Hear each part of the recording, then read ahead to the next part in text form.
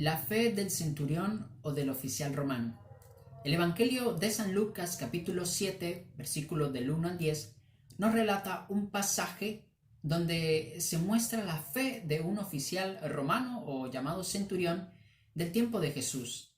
Una descripción breve de esta escena nos relata que Jesús, al llegar a Cafarnaúm, se encuentra allí en aquel lugar un centurión o un oficial romano del cual había oído hablar de Jesús.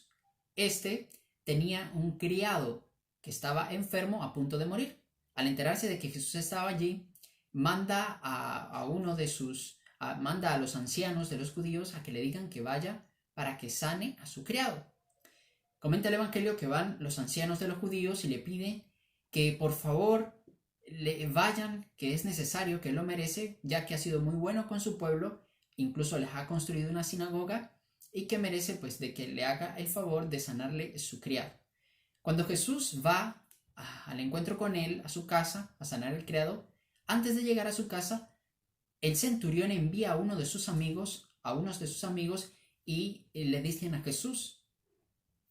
El centurión les manda decir que no es necesario que vayas, que tan solo con una palabra que digas, el criado sanará. Este evangelio nos muestra grandes enseñanzas. Ciertamente, la idea central de este evangelio es la fe de este centurión, pero aparte de la fe es bueno resaltar otras virtudes que tiene este centurión.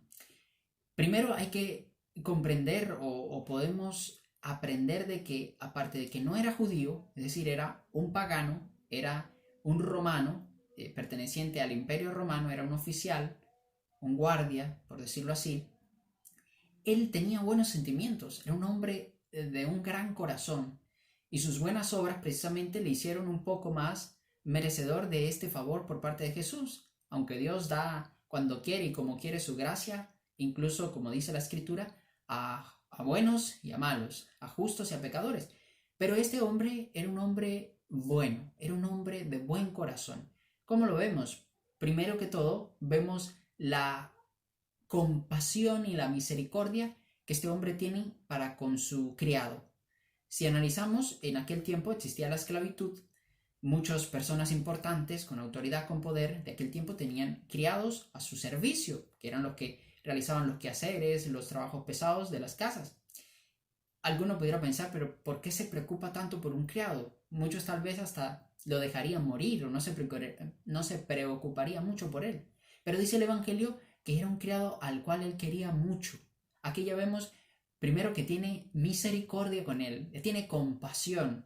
Recordemos aquella parábola que Jesús comenta del buen samaritano. Hay como una analogía aquí o como un paralelo, porque es la misma actitud que tiene el centurión romano. Se compadece de su criado, a pesar de que ni siquiera es uno de sus hijos. Ahora bien, también vemos que aparte de la compasión y la misericordia, este hombre tiene caridad. ¿Y por qué tiene caridad? ¿Por qué tiene amor? Porque lo tiene para con el pueblo donde él estaba. Lo reconocen los mismos judíos, los mismos ancianos cuando van a Jesús, le dicen, merece que lo hagas porque este hombre quiere mucho a nuestro pueblo.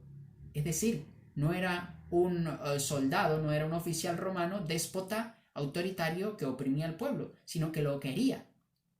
Y más aún lo vemos claramente con otra virtud, que es la generosidad. ¿Por qué?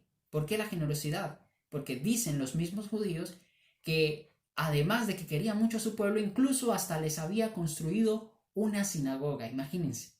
Les colabora en cuanto al culto, a la religión. A pesar de que no era creyente, digámoslo así, no era judío, pues tenía temor de Dios, porque construyó una sinagoga para el culto de los judíos. Y además de todo esto, vemos otra virtud, que es la humildad. ¿Por qué la humildad? ¿Cuándo vemos que manifiesta este hombre esa profunda humildad que tenía? Cuando Jesús va de camino y manda a sus amigos lo que le dice: Señor, no soy digno de que entres en mi casa. Tan solo di una palabra y mi criado quedará sano. Pues yo, que aún soy un subalterno, le digo a los que están debajo de mí, en ese sentido de autoridad, ven y viene, vaya y va, a mi criado hace esto y lo hace. Ahora tú puedes hacer lo mismo. Es decir, Él está reconociendo que no es digno de estar ante la presencia de Jesús, porque lo reconoce como un varón de Dios, un hijo de Dios, un hombre importante, el Mesías, el enviado. Por lo tanto, se muestra humilde. Y por último, que ciertamente es, digamos, la virtud que más se resalta de este evangelio, la fe. Es un hombre de fe. Aparte de que tiene un buen corazón, un gran corazón, es un hombre de fe. ¿Por qué? Porque cree precisamente que con una sola palabra que el Señor diga, su criado quedará sano. Imagínense. Él no necesita ver para creer. ¿Y por qué se manifiesta la fe? También porque escuchemos que Jesús decía, dichosos los que creen sin haber visto. Y él no había visto a Jesús, era escuchado hablar de Jesús. Él no había visto ni siquiera hacer sus milagros. Pero cuando se entera de Jesús, el cual hablaban de que era el Mesías, de que era el Hijo de Dios, que era quien hacía milagros, que tenía poder, que era aquel hombre que Dios había enviado, él lo creyó. Y por eso precisamente le pide ese favor. Es decir, tiene fe, no duda.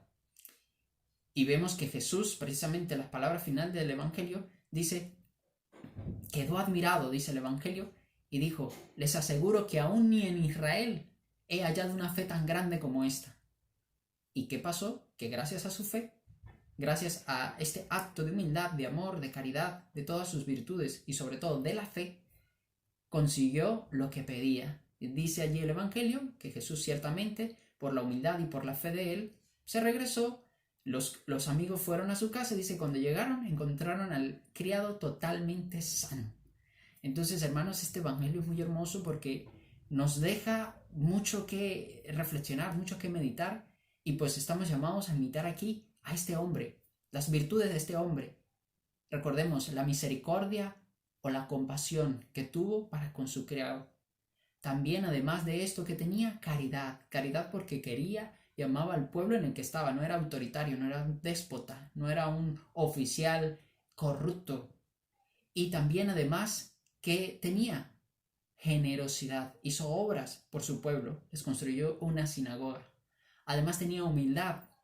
Humildad, ¿cuántas veces nosotros a veces nos creemos más que los demás? O nos acercamos a Dios ante su presencia como si fuéramos ya justos, santos y no con un corazón humilde. Y por último, la fe, que es lo más fuerte que se resalta en este evangelio y que es lo que el Señor quiere de nosotros. ¿Cómo es nuestra fe? ¿Creemos en verdad en Jesús cuando le pedimos en oración aquello que necesitamos, que se nos va a dar así como Él lo creyó? Recordemos que en otra parte del evangelio Jesús dijo, cuando oren, cuando pidan algo en mi nombre, cuando oren, háganlo con fe y consideren, crean que ya lo han recibido. Cuando oren, cuando pidan algo, hagan de cuentas como si ya lo hubieran recibido y lo obtendrán.